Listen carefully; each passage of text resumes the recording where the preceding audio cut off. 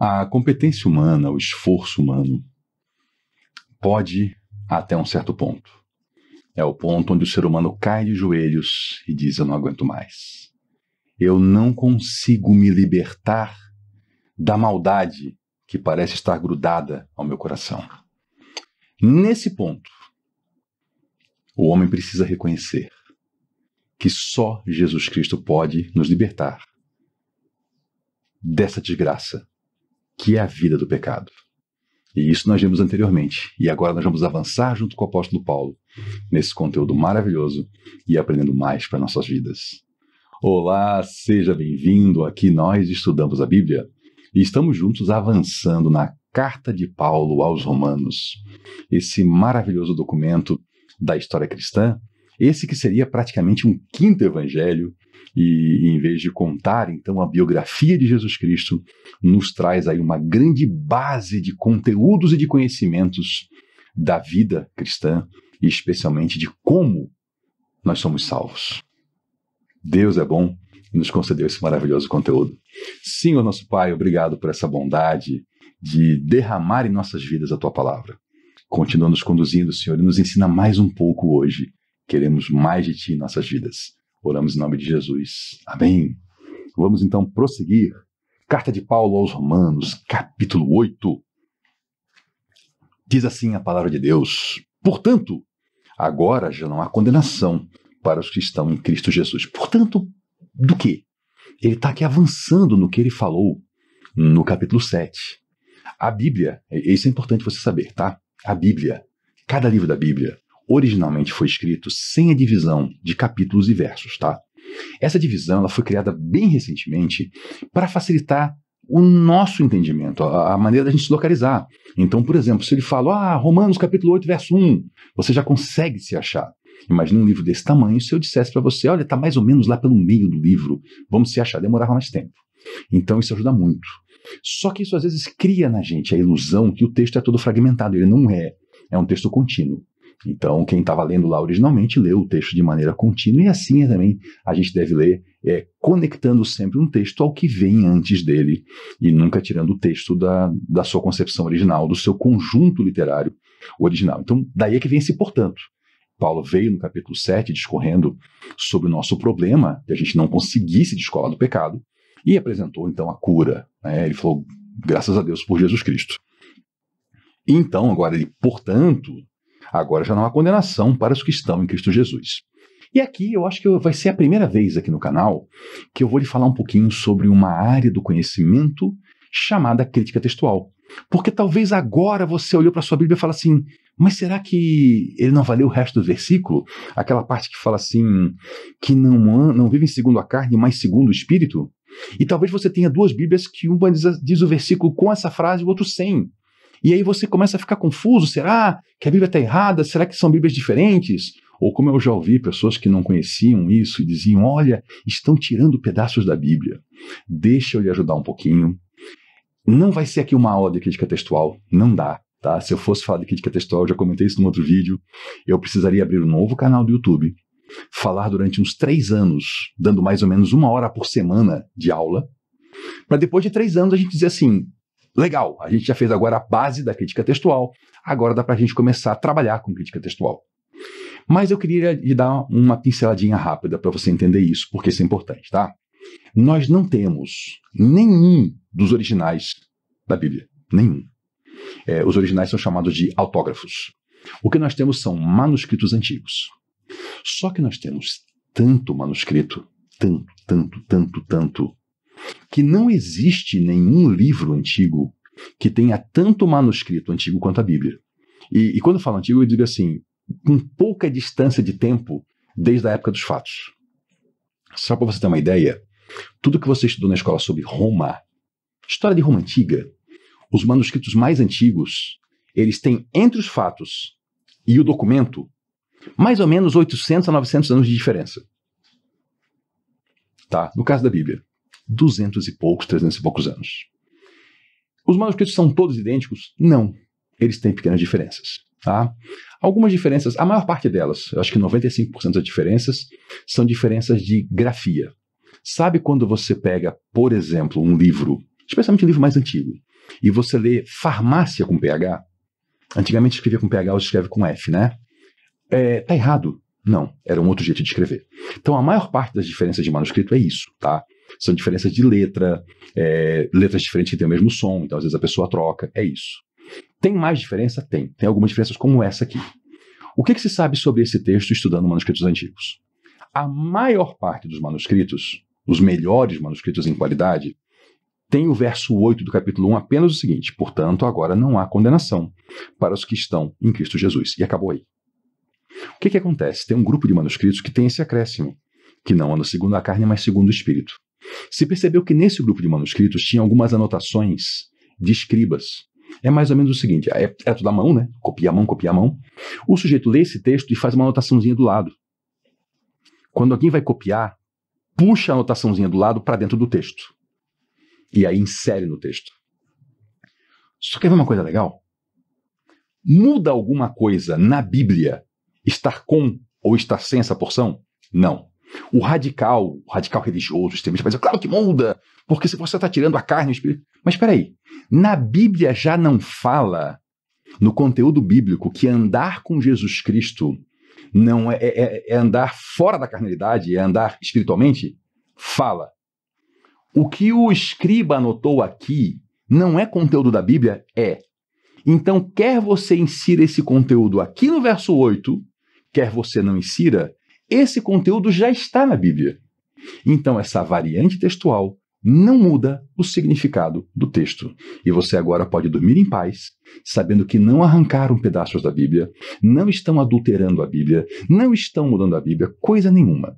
São variantes textuais muito antigas, que quando comparadas, não mudam o significado da Bíblia.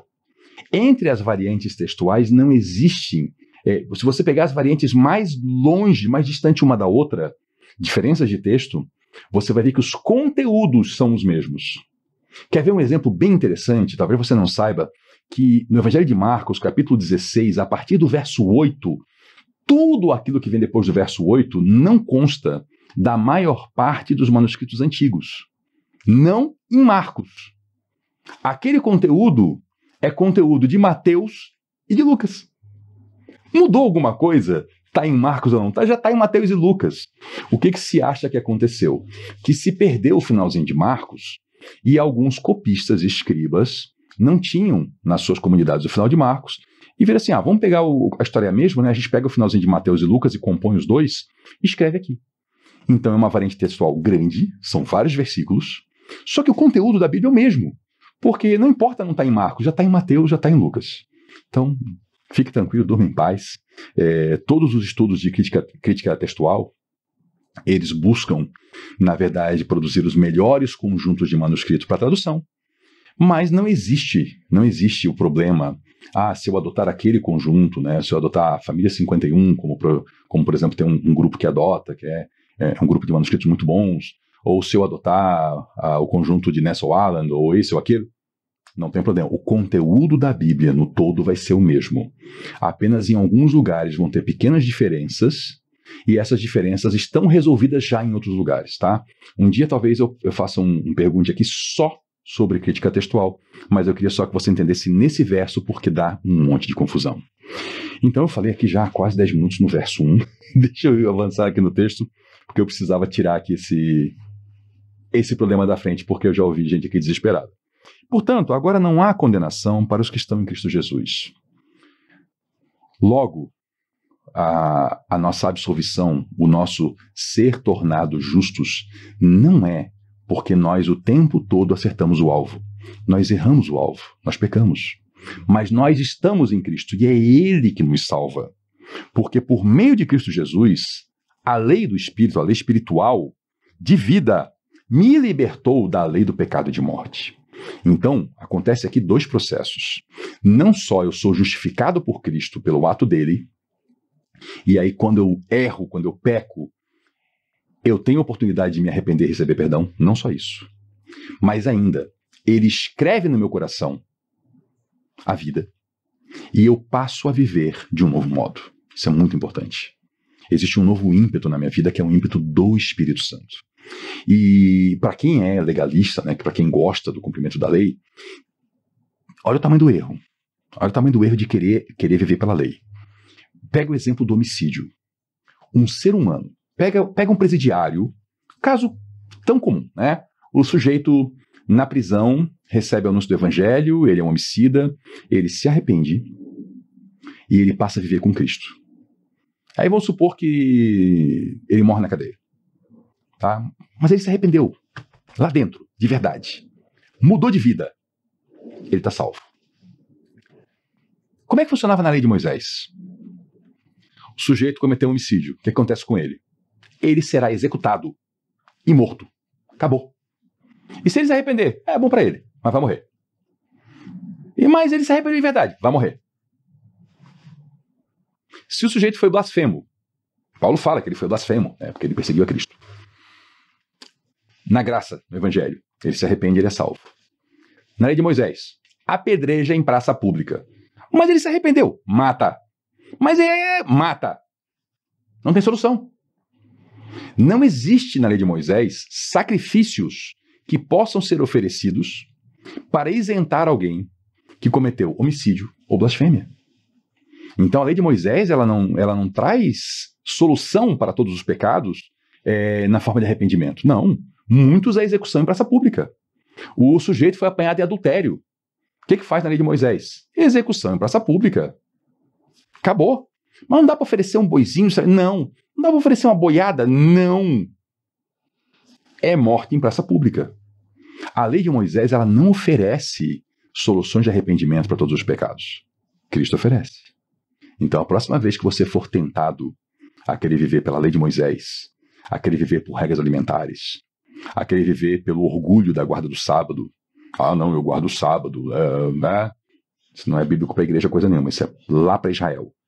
Eu vou guardar os 10 mandamentos. Vou lhe dar uma notícia, não vai.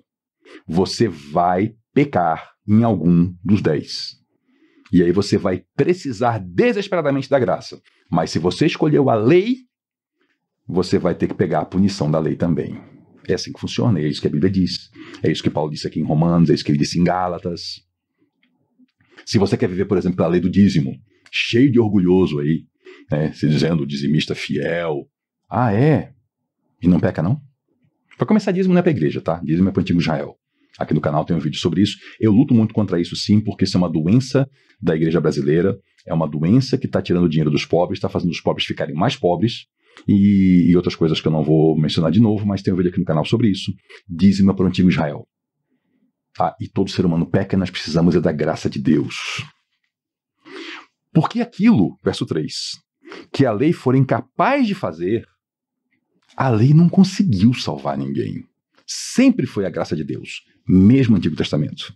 Aquilo que a lei foi incapaz de fazer por estar enfraquecida pela carne, porque assim, a lei, lá no papel, ela não está funcionando, ela está só no papel. É o ser humano vivendo a lei que põe ela em prática. Só que quando entra o ser humano na parada, aí dá ruim. Porque a lei não foi para os anjos cumprirem, os anjos não estão pecando.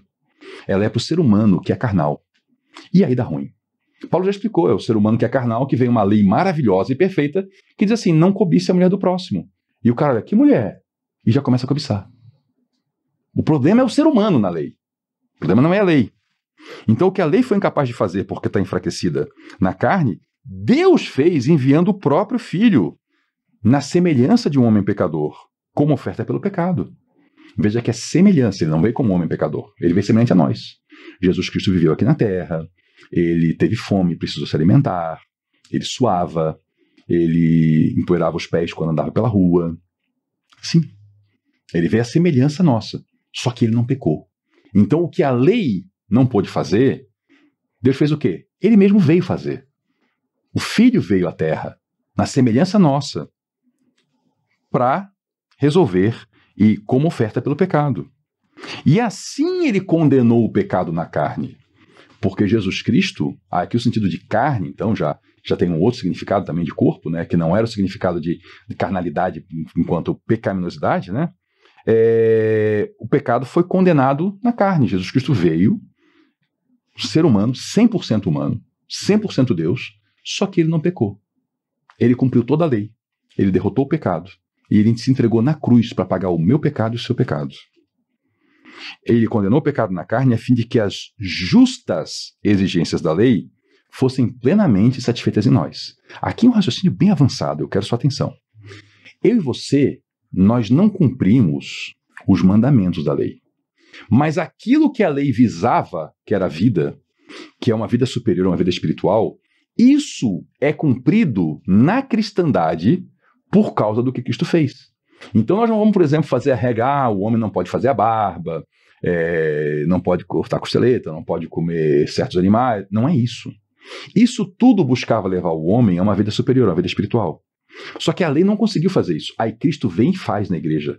Faz o quê? Nos leva a uma vida espiritual. Tá entendendo? É diferente de cumprir as normas da lei. É cumprir as suas justas exigências, a sua finalidade. Nós que não vivemos segundo a carne, mas segundo o Espírito. Ora, aqui, eu vou fechar o vídeo. Voltando para o verso 1. Lembra quando eu falei aquele montão aqui que eu falei sobre crítica textual? Que não fazia diferença aquele conteúdo do verso 1 tá lá ou não, né? Que era, portanto, de agora já não há condenação para os que estão em Cristo Jesus, que não vivem segundo a carne, mas segundo o Espírito. Eu falei, olha, não faz diferença se está aqui ou não, porque esse conteúdo está na Bíblia. Você percebeu que eu acabei de ler esse conteúdo aqui mesmo, no verso 4? Qual foi o do verso 4? Nós que não vivemos segundo a carne, mas segundo o Espírito. E assim toda aquela bobeira do pessoal que gosta de fazer briga, discussão, que gosta de dizer que a sua Bíblia não presta porque só a dele que presta, caiu por terra. Tá vendo? O texto já tá aqui, gente. Brigar por besteira. Muito obrigado pela sua companhia, pela sua atenção. Volte na próxima, porque aqui nós estudamos a Bíblia. Até lá.